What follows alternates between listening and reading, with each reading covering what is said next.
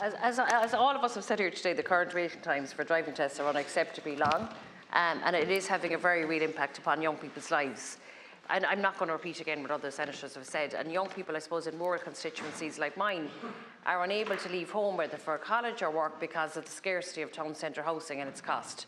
The expansion of local link services has helped immensely, but the reality is that most people in rural Ireland still need a car to get around, and it follows that under the current system, people are left waiting extensive periods for a test and frequently fail that no test is for other reason than the way it is structured.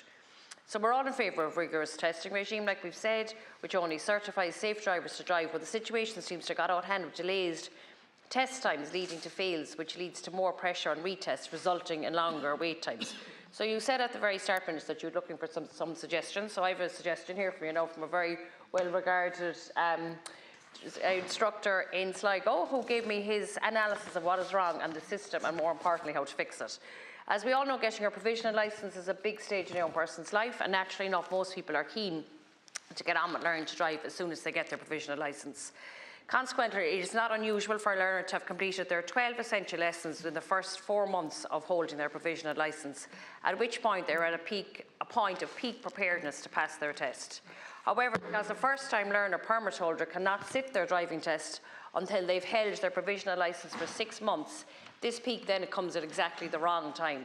Because with a current waiting list of anywhere between 5 to 10 months before you applied for your test and when you get your test, most people cannot afford to keep on paying for weekly lessons for an additional 6 to 12 months. So then they lose preparedness and they subsequently fail their test.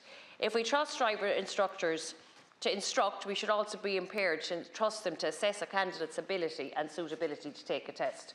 So this first proposal is to replace the mandatory 6-month wait with a certification that the candidate is ready to take their test, or to allow a learner driver to apply for their test as soon as they get their provisional licence with a fixed date 6 to 12 months into the future, like you'd book your NCT online.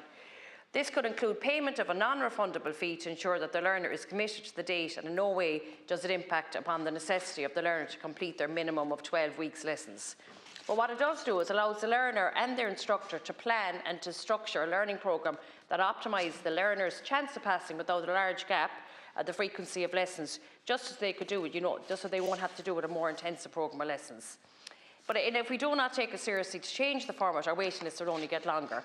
So because of the break in the relationship between the instructor and the learner as well, just when it's needed, which will help to make our roads more safe, underprepared students then are sitting tests without any adequate pre-test preparation.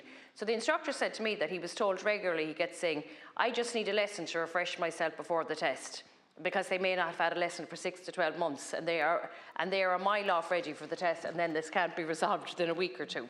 So a reform system based on this instructor's detailed idea, which I'm going to send into your own department, allows the pupil to plan for a learning schedule within a fixed window of time, and as they learn with their approved driving instructor, who will gauge how they're progressing and how many lessons each learner is likely to need.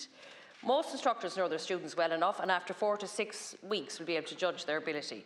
As we know, some people take the driving more naturally than others. I certainly wasn't one of those people. I failed my test 4 times. But we should trust driving instructors to judge a learner's readiness and help young people to achieve what is a major and essential life skill. Thank you.